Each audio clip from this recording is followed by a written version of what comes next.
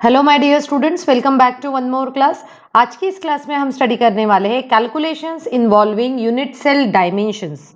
अब जैसे कि हम लोगों को पता है कि यूनिट सेल जो होते हैं वो डिफरेंट टाइप्स के यूनिट सेल होते हैं और साथ में ही उनके पैकिंग फ्रैक्शंस जो होते हैं वो डिफरेंट होते हैं, राइट। तो अगर हम पैकिंग फ्रैक्शन की बात तो हम नेक्स्ट क्लास में करेंगे। तो जैसे कि हम देख सकते हैं कि डेंसिटी जो होती है, डेंसिटी भी पार्टिकल्स की डिफरेंट होती है।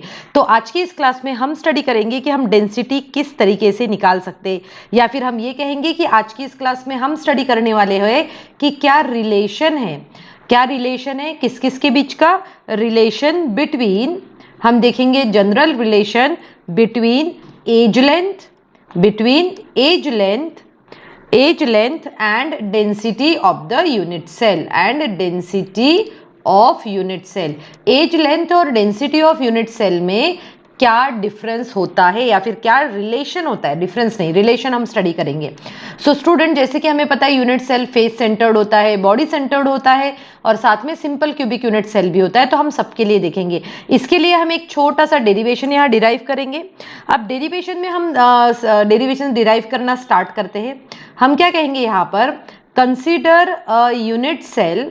हम एक यूनिट सेल को कंसिडर कर रहे हैं और उस यूनिट सेल की एज लेंथ जो होगी वो एज लेंथ होगी यहाँ पर हम ए पिकोमीटर। जनरली जो है एज लेंथ जो एक्सप्रेस की जाती है वो हमेशा से पिकोमीटर में एक्सप्रेस की जाती है, राइट। बट जैसे कि हमें पता है कि डेंसिटी जनरली हमारे सेंटीमीटर में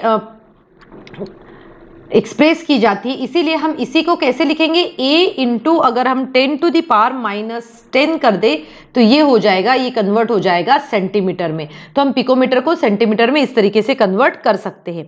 अब देखिए, अब अगर मुझे निकालना है वॉल्यूम ऑफ यूनिट सेल, क्या निकालना है मुझे, वॉल्यूम ऑफ यूनिट सेल। अगर मुझे किसी वॉल्यूम ऑफ यूनिट सेल निकालना है तो मैं क्या करती हूँ, जनरली फॉर्मूला क्या होता है, ए क्यूब। अगर ए क्यूब होगा तो मैं यहाँ लिखूंगी ए इंटू 10⁻⁻10 का क्यूब, और तो ये बन जाएगा सेंटीमीटर क्यूब। ये हो गया हमारा वॉल्यूम ऑफ यूनिट सेल। अब बेटा हमें एक और हमें फॉर्मूला पता है डेंसिटी का। डेंसिटी का फॉर्मूला क्या होता है कि डेंसिटी, हम यहाँ लिखेंगे density of unit cell is equal to, हम कहेंगे mass of unit cell. Unit cell बहुत ही सिंपल सा फॉर्मूला है, अपॉन यहां पर हम लिखेंगे वॉल्यूम ऑफ यूनिट सेल। तो हम उसकी डेंसिटी आराम से निकाल सकते हैं, वॉल्यूम ऑफ यूनिट सेल। अब देखिए, वॉल्यूम ऑफ यूनिट सेल तो हमने यहाँ कैलकुलेट कर लिया है। अब mass of unit cell calculate कैसे करते हैं, मैं थोड़ा सा साइड में इसको बता देती हूँ कि मास ऑफ यूनिट सेल किस तरीके से कैलकुलेट होगा।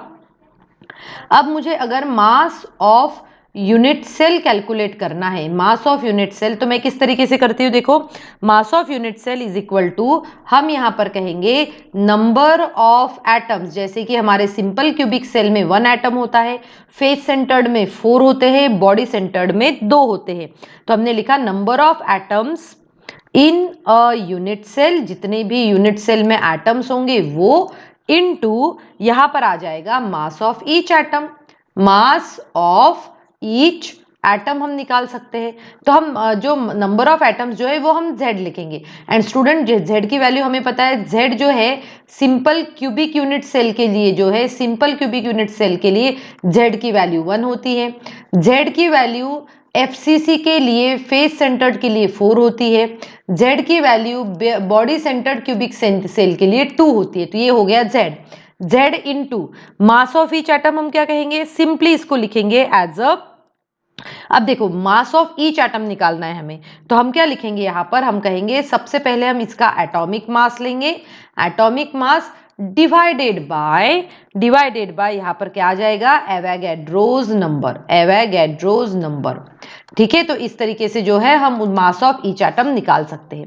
अब let's put this value in this one.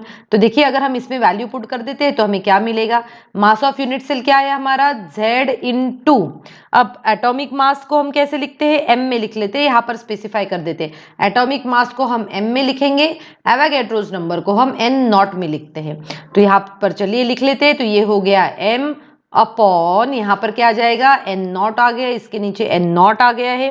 ठीक है, अब देखिए इनटू इंटू यहाँ पर कितना कहा गया है, volume of unit cell. Volume of unit cell कितना है, A इंटू 10⁻⁻10 का क्यूब। ठीक है, -10 का क्यूब, ये हो गया है इसका ए क्यूब। अब देखिए इसको और थोड़ा सा सिंप्लीफाई कर लेते हैं हम, ताकि हमें ये अच्छे समझ में, फिर हम क्वेश्चन सॉल्व करेंगे।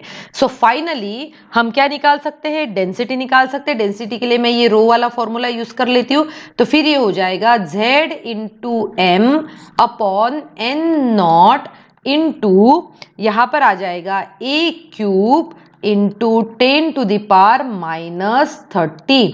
और ये -30 हम किस सिचुएशन में ले रहे हैं, क्योंकि हमें जो आंसर जो है डेंसिटी हमें बताना है, वो answer in terms of centimetre cube, right. तो ये हुआ हमारा फॉर्मूला। अब इस फॉर्मूला के बेसिस पे हम क्वेश्चंस भी सॉल्व कर सकते हैं।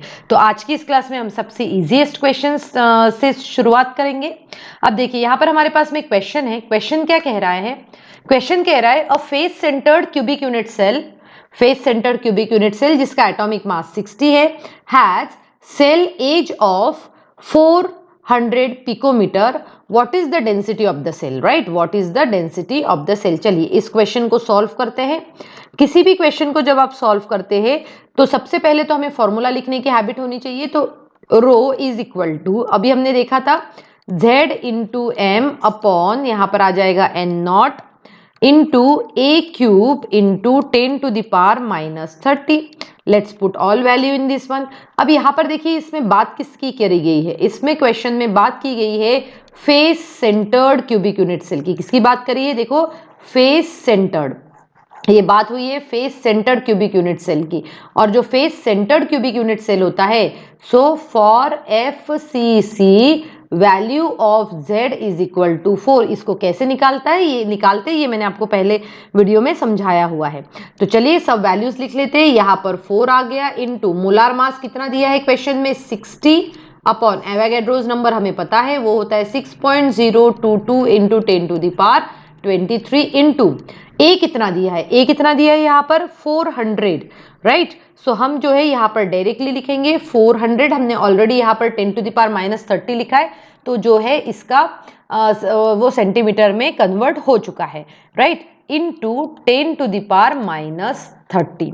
अब बेटा देखिए आप सभी जो है इसको प्रॉपरली सॉल्व करेंगे। जब आप इसको कंप्लीटली सॉल्व करेंगे तब हमारे पास आंसर आ जाएगा रो इज इक्वल टू 6.23 ग्राम पर सेंटीमीटर क्यूब। और ये हुआ हमारा डेंसिटी का आंसर। तो इसमें मेनली हमें क्या देखना है, इस क्वेश्चन में मेनली हमें देखना है कि FCC और जो भी हमें दिया हो उसकी Z की वैल्यू कितनी होती है। अदरवाइज ये बाकी जो क्वेश्चन रहता है इस टाइप के क्वेश्चन काफी इजी हो जाते हैं। सो स्टूडेंट आई होप आज की क्लास में मैंने आपको जो भी पढ़ाया है वो आपको अच्छे समझ में आ गया होगा। Thank you students and have a good day ahead.